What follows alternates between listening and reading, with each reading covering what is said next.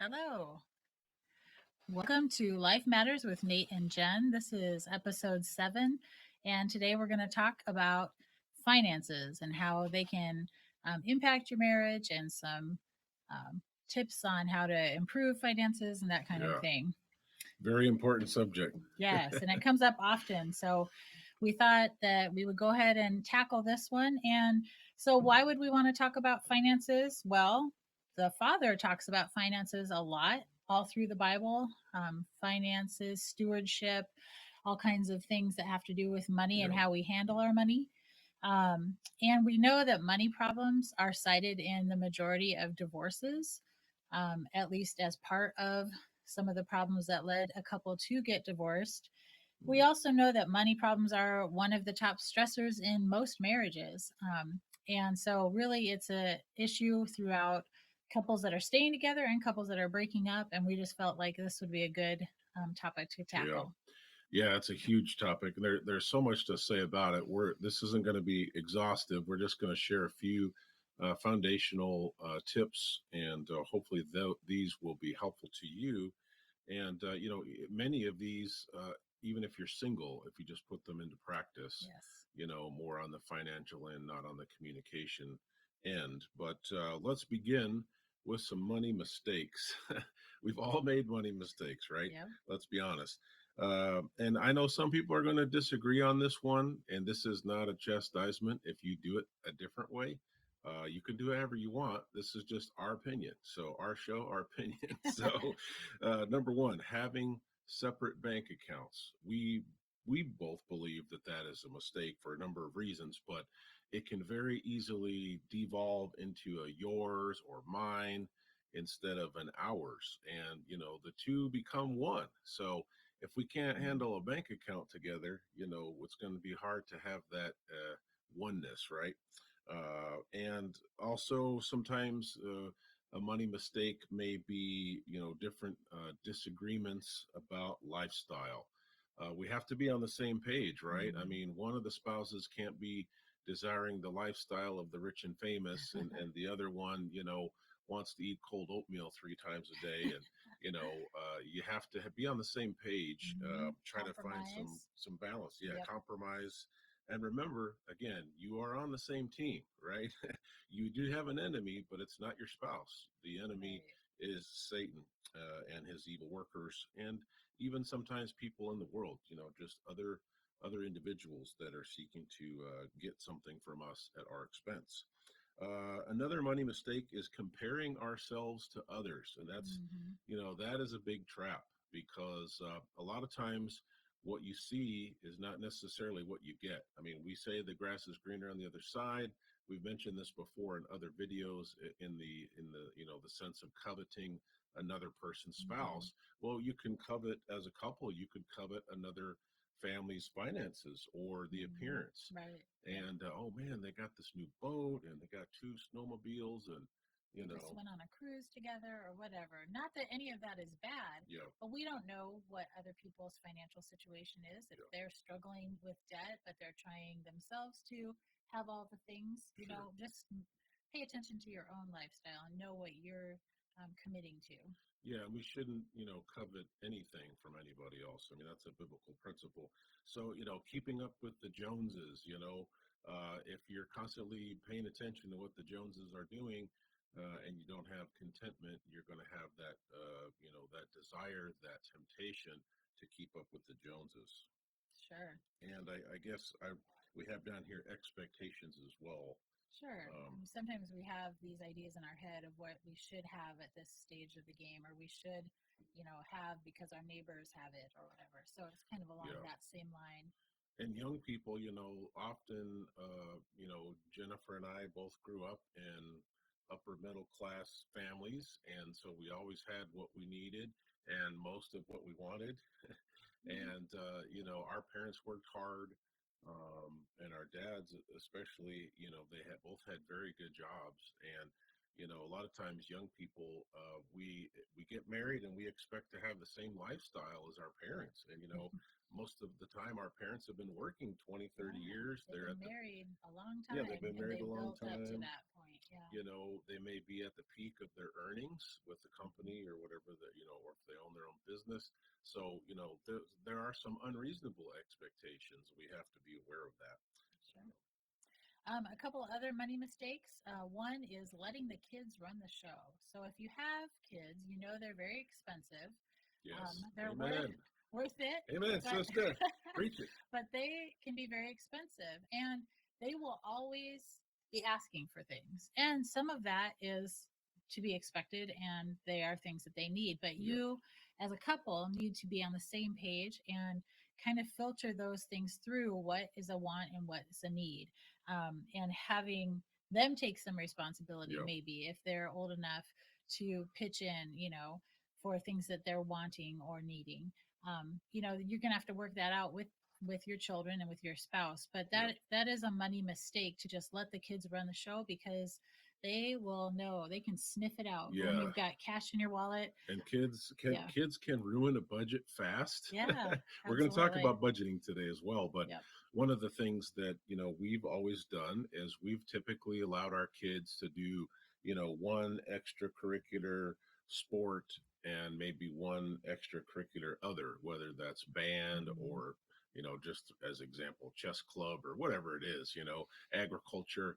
And so we typically said, look, we will pay for one of those types of events. If Hmm. you have the time and the energy and the desire to do extra things, then And your you grades know are good. and your grades are decent, then we might support you in doing that, but you're probably going to have to come up with the funds for that. Right. So whether it's birthday money or chores that you've done, babysitting, a job, Hmm. and so you do have to have some negotiating skills and Right. not allow the kids to manipulate you, or not allow them to unintentionally sabotage, your whole household income and budget. Right. I mean, you just have to pay attention to that. It's not that kids are trying to, you know, drain you dry, Yeah. but they have peer pressure and they have things going, and maybe they're trying to keep up with their peers, which Yes. they probably are. A new phone, their kids, their friends have a $300 car. pair of shoes. Oh my goodness. So again, it's having those conversations and looking at wants versus needs. Yeah, and just to throw in on the side, sometimes we bought our kids nicer things, but generally, they go to the local store, Mhm. whether it's Walmart or J.C. Penney's or whatever it is, Yeah. Kmart Coles. and Yep. Kohl's, you name it. And there have been a lot of times where they got what was good enough, and it Yeah. wasn't what their friends had. But we can honestly tell you that none of our kids died in the process. They all survived. Yeah. Two of them are young adults, and two within the next 2 years will be graduated from high school Yeah. and moving on to college. So they did just fine. And if they, really, really wanted something that was more expensive, some gift or some brand of whatever, it didn't hurt them to save up their own money. And then they appreciated it more as well, Yeah, because they didn't just get it handed to them. So I good think, point. I think there's some good character building along there as well. Yeah, Another money mistake can be when a couple is dishonest in their spending. So maybe one or the other or both couples are making purchases or tucking money away or whatever and keeping that from their spouse. And that is not a sure. good thing to have in your marriage. We talked about communication before, and how being honest and upfront with your spouse is so important. Well, with finances, secret spending um, is going to erode your marriage, having Yeah, secrets between you. And then when your spouse finds out, because eventually something happens, and whether they come home early and see that Amazon package at the door and say, what did you spend money on, or whatever, yeah. it's just better to have everything on the up and up. Yeah, and with that, I mean, every couple needs to decide what's fair game. Hmm. I mean, we're not saying that if you, spent $8 at, your favorite fast food place, to have lunch, that's secret spending. No. But for us, I mean, just to say for us, 50 or $100, we typically, unless Mhm. you're going grocery shopping, it's stuff the whole family needs. We would want to know about that, and Sure. we wouldn't allow that to happen because for a number of reasons, but especially if you're like most families living paycheck to paycheck, what if both spouses did $100 secret spend the same day, the Yeah. day before payday, and all of a sudden now your account is bounced, and now you've got a $35 charge Mhm. for going over under your balance or whatever. Yeah. So So it's all about, being on the same page, communication and yeah, honesty. And yeah, like Nate said, if I need something, a new pair of shoes or whatever, if I'm going to go spend $50, I'm going to check with him, yeah, do we have a bill coming out, auto pay, or is this going to, do you have any issues? It's not really a matter of permission. It's about being on the same page sure. and, And avoiding conflict by yeah, being proactive. right. There's that old adage, it's, easier to beg forgiveness than ask permission. Mm. That's horrible. Yeah, Don't do that. That's just it's foolish. right. And you're going to end up you can beg for forgiveness, but you might, as Jennifer said, you might erode the trust or the relationship in your marriage. Yeah. And it would be easy for couples to get into spending war. Pretty soon, he bought a boat and I'm buying a car. Pretty soon you're bankrupt. Yeah, absolutely. So work it together. Remember, again, you're on the same team. Mhm. Let's see. There's just a few scriptures that we wanted to share. Proverbs 22, verse 7, and this is a very good proverb here. It says, "The rich ruleth over the poor, and the borrower is servant to the lender." Man, that's tough. I mean, Mhm. you don't want to be, someone's servant, someone's slave in that respect, where they own you. And I know most Americans do have debt. I mean, most Americans fit in this category, but we need to try to make sure that we're not stacking that up against us. Yep, absolutely. Yeah, Another scripture that kind of goes along in this same vein, about debt and not having debt or trying not to. Romans 13, verse 8. Owe no man anything but to love one another, for he that loveth another hath fulfilled the law. yeah, Another version says, let no debt remain outstanding. yeah, So, really, I mean, in a perfect situation, we wouldn't be in debt to anyone. Now, a lot of Americans have a debt, even if it's their house mortgage. yeah. But just in general, those principles about not being in debt or trying not to owe anything is wise spiritual advice. Sure. And, this could be a lesson for another time on a different, series on Fired for Truth.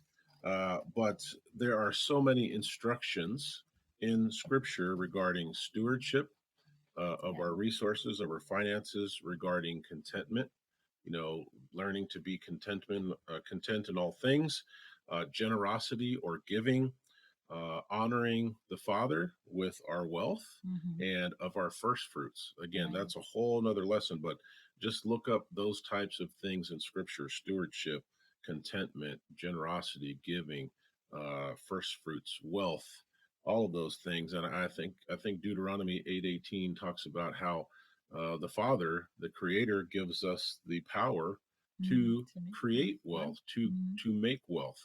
But again, there's so much in Scripture about where is our heart, what's our motivation. Yeah. Uh, Money is not the root of all evil, but the love of money is. And so we definitely need to keep these things in mind. So we wanted to share some resources that we are aware of, and that we've used ourselves. We haven't been perfect in our marriage and our life with finances. We've made some mistakes, and we've also learned a lot of lessons. So we hope that this information blesses someone else, and maybe you can avoid making mistakes. Or if you're struggling right now with finances, maybe some of this will help you. One of the big resources that we want to share is Dave Ramsey. You may have heard of him before. He is a financial guru that comes at giving financial advice from a Christian perspective. And one of the biggest helps to us in our marriage and our finances was attending Financial Peace University. So, this is a series of classes that can be found. A lot of churches offer Hmm. them. And there's a curriculum that you go through to learn good money habits to help get you out of maybe a bad habits that you've been in, and learn how to budget Yeah. and learn all kinds of ways to get out of debt. And Financial Peace University can be searched So if you're wondering if those classes are offered in your area, you can go on daveramsey.com and look under the Financial Peace University tab and type in your zip code, I believe, and look and see if there's classes that you can join in your Yeah. area. Yeah, we are graduates of the Yes, it Financial Peace University. And although was we very haven't done helpful. everything perfectly all the time, man, it really opened our eyes to some things Yeah. and helped us out tremendously. And we were even able to reduce quite a bit of debt. Hmm. And so it's very, very positive. Along with that, there's some items that you would learn from that, some examples. One thing called baby steps, every time I hear that term baby steps, it reminds me of that film from, was it the early What about Bob? late 80s, early 90s? What About Bob with Bill Yeah, Murray but baby steps. and Richard Dreyfuss? Baby steps, baby steps. Yeah. But Well, finances can be an overwhelming topic to talk yeah, about. And so Dave Ramsey talks about yeah, these baby steps, like just do this first thing and get that done, and then you move on, yeah. and give some people some guidance. So, a couple of the baby steps we'll share with you, which we think are great principles for anybody, whether they're married or single. Hmm. Have an emergency fund, Yeah. um, no matter what it takes. Even if you have to have a garage sale, work a few extra shifts. He recommends Hmm. $1,000, but even Hmm. $500. Yep. If your dryer goes out, if you have an average repair on your vehicle, Hmm. you're going to be looking at $300 to $500, and Yeah. so a minimum of $500, 1,000 would be great. The idea is to try to get to that amount as soon as you can, Yep. and And it's stash that away and stash it don't away. touch it unless it's a Yeah, true emergency, not yeah, oh my goodness, I really want to go out, or there's a good sale, or whatever. yeah, Like a yeah. true emergency. A true emergency that is outside of your monthly budget. Yep. In other words, the only way we're going to be able to handle this is to dip into that fund. Yep. And some of us are, we we're OCD, right? We don't want to use it. Well, that's what it's there for. So if Yeah. you have $1,000 in your emergency fund and your washer goes out and you have to spend 500, well, Hmm. then you're just getting back to that thousand as soon as you can, as quickly as you can. Yep. Another aspect of that is the debt snowball. Yes. So, Jen, do you want to share a little bit about that? Sure. So the debt snowball. So Dave Ramsey, again, his advice is to um, if you have debt, to line up all of your debts in order from the smallest amount to the largest, and then just start attacking them. And so most of those debts will have minimum payments, but what he says is to kind of like you did with your emergency Mm, fund, to get as much money attacking that small debt as fast as you can. So if it's a medical bill of $250, you make your minimum payments on all the bills, but every extra penny you come with, you attack that and you pay off that 250 as fast as you can. yeah, Then you take whatever the minimum payment was on that 250 amount, add it to the next smallest amount, the next on your list, and you go after that one. And yeah, so it'll snowball because your minimum payments, as you pay off debts, you can take that minimum payment, add it to the next one, and just keep paying it off. And it gives you yeah. momentum, and it gives you a sense of, accomplishment that you paid off one and scratch it Yes, off, yes. have it up on the wall on a poster, It's and a mark huge off. encouragement. Yeah. And so, let's say you pay off a debt that's $25 a month, and then the next smallest one is $50 a month Right. minimum payment. Well, now you're paying $75 a month on that bad boy. And Yep. as soon as that one's paid off, then you bump that up to the next one, and you Yep. start, adding. Pretty soon, it really does snowball, Yep. and it makes a huge difference. Also, with that, budgeting, most people hate budgeting. Let's just be Hmm. honest. There might be a few nerds out there that that love the budgeting. Yep. We neither of us really like the budgeting, but we have to force ourselves Yep. to do that because it is so foundational to your Hmm. finances. Dave Ramsey says, don't let the money control you. Yep. Be in control of your money, right? Right. That's You're stewardship. the boss. Yep. Don't let the money be the boss of you, right? Hmm. And that goes to stewardship, as Jennifer said. Along with that, Dave Ramsey has a free resource that's called Every Dollar app. Hmm. You can get that app. It's got all these amazing categories that you Yeah. can customize. It's free. You It's can have it on free. your phone. Both Nate and I have it on our Yeah. phones, so we can keep track of our categories and So you where we're can at. you can look at that together. Each month you do Hmm. your budgeting together, and you can make adjustments in a budget, but you have to basically zero it out to where every dollar in your monthly budget is accounted for Right. somewhere in those categories. Hmm. And again, budgeting is not an exact science. Sometimes certain bills are going to be a little bit more, or something Hmm. comes up. Well, you have to adjust. Maybe you take some money from miscellaneous and you add it to your gas bill because it was 20 below zero, last month, Yeah. and now you've got a $200 gas bill. Right. Um, the other thing that I thought was really great is, especially we talked about the secret spending.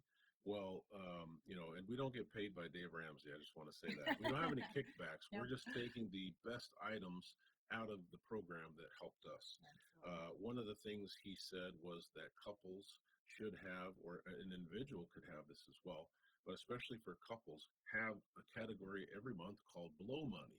And blow money is that you decide how much it is. If it's 25 bucks a month, if it's 100 bucks a month, if it's 500 bucks a month, whatever your budget Hmm. is, each person in the relationship, each spouse, if it's 50 bucks, let's say, okay, I get to choose whatever I want to spend that 50 bucks on. If I want to buy hot dogs at Circle K, gas station, I could do that. I don't do that, by the way. If Jennifer wants to buy, a new pair of shoes every month with her 50 bucks, I and don't do that she either. doesn't do that either. But I've just, thrown it out there. Right. Because sometimes when you're trying to get out of debt and you are getting in the habit of having a budget, and it's really, creating new money habits, but it can feel not fun. It Yeah. can feel like, oh, now we have no money to I do can't anything we spend it. want, I can't even and go buy a pack of gum I now. mean, we've had months where our budget was, $10 a month. Each of us gets $10 Yeah. to do what we want. And if that means that I can go to Panera with a friend on my lunch break, okay, well, Yeah. that's my choice to use my blow money Yeah. for that month that way. So we put that in our budget and we adjust it and make it fair. And Yeah. that way, at least we kind of each get something fun to And do. that's not a secret because Right. both parties agreed to it. Yep. The spouses agreed to it, but it is discretionary. So Yes. you don't have to check in. You don't have to, and you're also not in charge of the other partner's blow money. So, man, I think that's dumb that Nate spent his money on tools from the hardware store, or Jennifer spent her money on this. No, you don't even worry about it. And after a while, it is kind of comforting because you get to have some choice, Yep. and you can adjust that as well. I Hmm. remember some times when things are tight, you might have a little less blow money, or when Hmm. things get a little better, you say, hey, we're going to increase that by 25 bucks or whatever it is. Sure. All right. So Dave Ramsey, and there's lots of other resources online, but he is definitely someone that we would recommend you check Yeah. out. Check out his website, and there's all kinds of videos and that kind of thing. Some steps to improve your financial situation as a couple. So maybe you're in a situation where you don't have debt, and that is wonderful. Yeah. Or maybe you're as a couple, you're already doing some of these things. But here's some kind of the top things that we would say. First of all, communicate and pray together. And especially if you are in a situation where you know your finances are a mess. So you're going to have to come together as a couple and face this, but you can do it. And so Absolutely. be on the same page, ask God to guide you, and you can tackle this together, step at a time. But communicate and pray together would be number one. Yeah. And then budgeting, we mentioned it once already, but have the budget agreed upon, right? You have to come to agreement on it, both parties, and you have to try to be as consistent as you can, and every week, or every day, whatever it takes, add the items that have come out of the categories, especially if you're using the every dollar app. You have to input those purchases, go through your bank account, even if it's just your app, bank app on your phone. And that way you can kind of keep track. But the key is to do that together, right? You got to do that together. So even if you can steal 15 minutes a day or 15 minutes every 3 days, say, okay, honey, we got to do our budget. Okay, all right, I hate doing it, but we got to do it. Yeah. Then you sit down and you make sure that everything's been adjusted properly, because that tells you how much you have left. And if you're spending too much, then you can say, okay, got to be careful. Or if you have a little cushion, you're like, okay, we're doing pretty good. One foot in front of the other. Yeah. So doing it together, I just want to add, like Nate said, is really important. And a lot of times in a marriage, because opposites attract. Sometimes you'll have a saver, one spouse who's more of a saver, one who's more of a spender. And it might make sense to have the spouse that's more of a saver, more budget wise, do all the paying bills. But that can really lead to more miscommunication or maybe some resentment if the one who isn't paying attention to the bills doesn't know why they don't get to go spend X, Y, and Z at the store anymore. So being on the same page is so essential, especially if you're trying to get out of debt. You really have to be, you know, just Yeah, connected you and got to be, be on the same yeah. page. You know, it's like those. You ever done a three-legged race? You know, they're tough, There you go. even with cooperation. But Mm-hmm. if you don't have the right rip, you know, if you got two Absolutely. people Yeah. in the sack trying to go the It's opposite gonna fall direction, on you're your just going to face. fall on your face, and everybody's going to laugh at you. You don't Yeah. want that. Right. Also, the togetherness. You know, pay the bills together, Mm-hmm. right? That because sometimes spouses have different ideas about what bills need to be paid first or whatever, Yeah. and that way you guys can be on the same page again, avoid future conflicts, major conflicts that way, Yeah. moving forward together. Another step to improve your financial situation is to give, and we are commanded to give. And sometimes, if you are in financial, problems, you might think, well, I'm just not going to give while I get out of debt. And you're going to have to look at that situation yourself. Mhm. But we've tried to always give something. Yeah, You know, like Nate said before, and give scripture of your tells first us, fruits and yeah, that God gave us the ability to make wealth, to make the income that we have.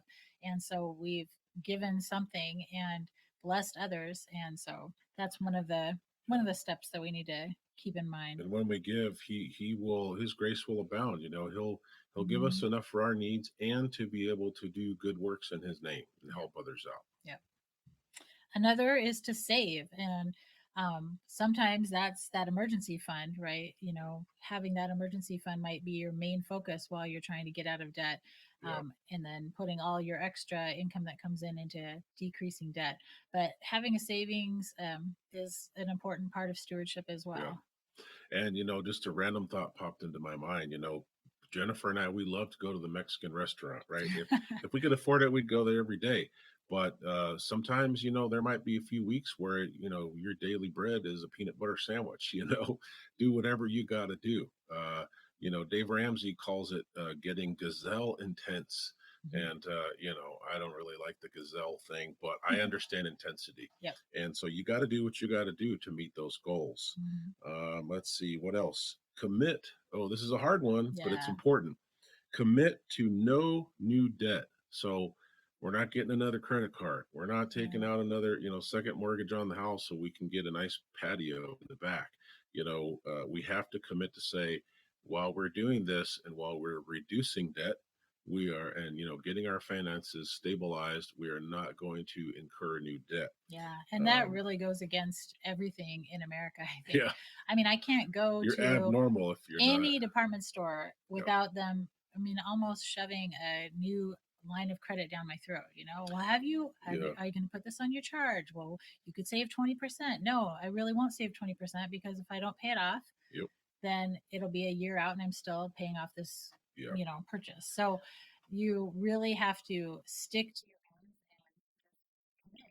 You're not going to add any new debt. Yeah. And so remember, you're not adding debt, but you're seeking to reduce debt because reduced debt gives you more freedom. You're going to become less and less of a slave to the lender, right? And a lender has a lot of control. A lender has a lot of things they can do to make your life miserable if you're not making those payments. Aside from just annoying phone calls and whatever else. That's the key. And then work at being content. You know, um, Paul said that he knew what it was like to have plenty, and he knew what it was like to be in need. We're not saying everybody go around and be a martyr, but we have to learn, contentment, and we have to learn to trust in the Father's provision. Yep.